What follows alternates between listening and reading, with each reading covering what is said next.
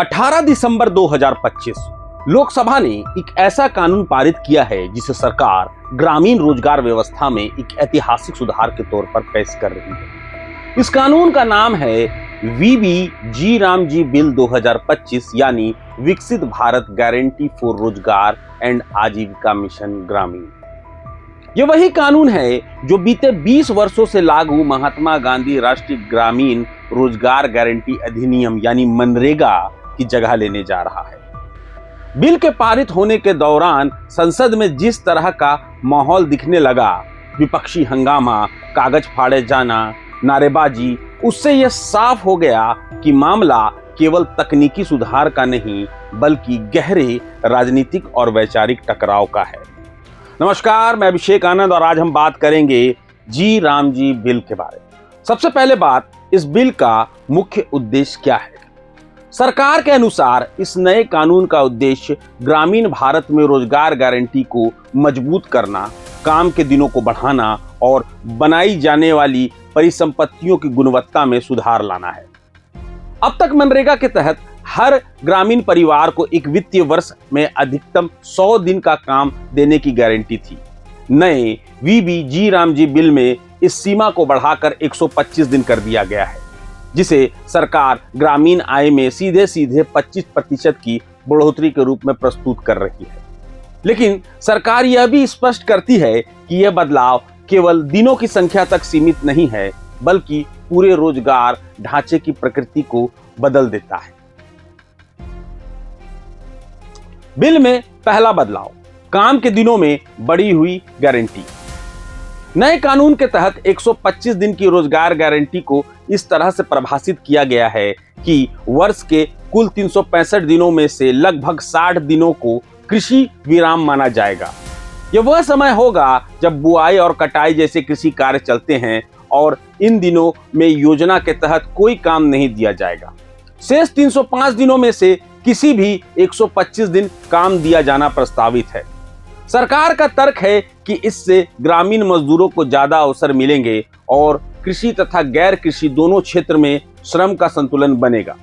वहीं विपक्ष ये सवाल उठाता है कि जब मनरेगा के अंतर्गत 100 दिन की कानूनी गारंटी के बावजूद औसतन केवल 45 से 55 दिन का ही काम मिल पाया, तो बढ़ी हुई संख्या जमीनी स्तर पर कैसे सुनिश्चित होगी?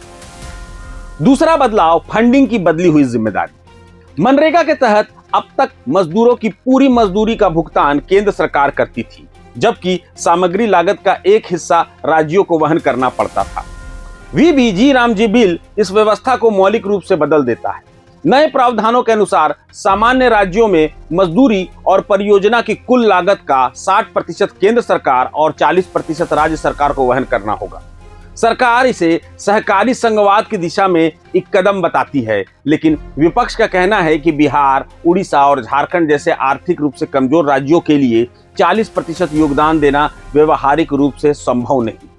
इसका सीधा असर ग्रामीण मजदूरों को मिलने वाले काम और वेतन की समयबद्धता पर पड़ सकता है। तीसरा बदलाव, अधिकार आधारित व्यवस्था से योजना आधारित व्यवस्था।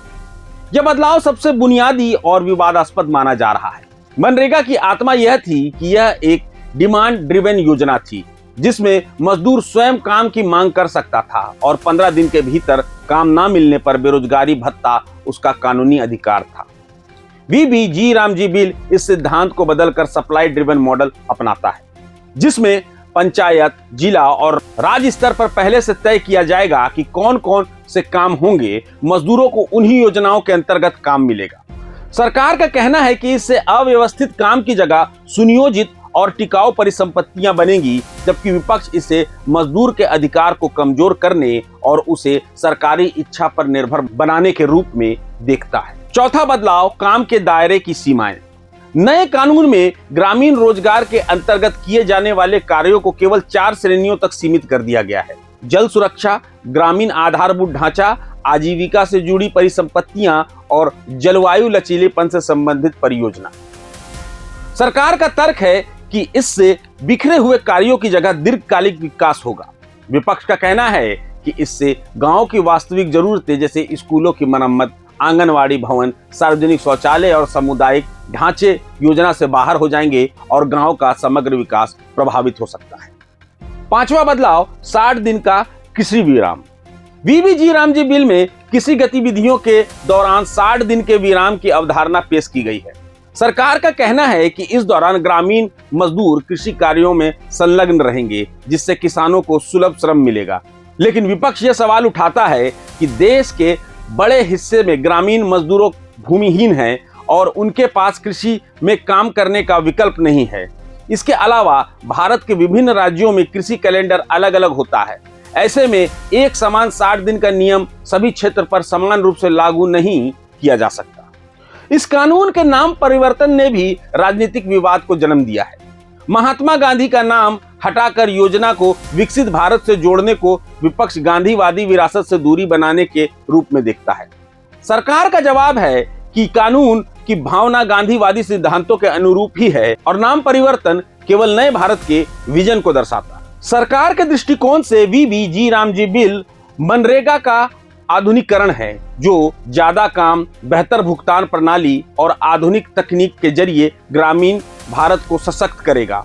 विपक्ष के अनुसार यह कानून रोजगार को अधिकार से हटाकर सरकारी योजना बना देता है और राज्यों तथा मजदूरों दोनों पर अतिरिक्त दबाव डालता है।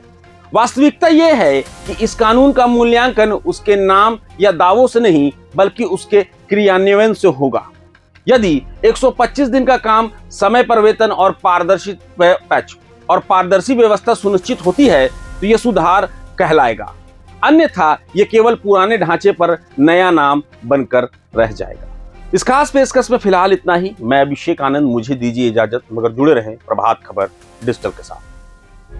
प्रभातखबर.com, विश्वास वही, रफ्तार नहीं।